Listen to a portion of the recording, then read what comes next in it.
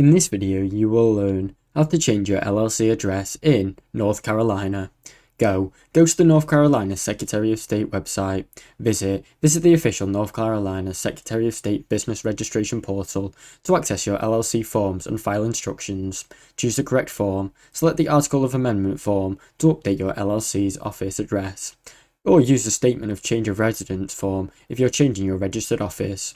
Complete the full form. Provide your LLC's legal name, current address and new address details. Verify all the information. Make sure all the information is correct for your new address. Make sure it's accurate and matches your official records.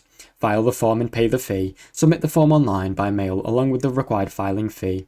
Update other agencies and records. After the state approval, update your address with the IRS, bank, licensing authorities and any other partners to keep record. Now you know how to change your LLC address in North Carolina. Thanks for watching. Don't forget to like and subscribe.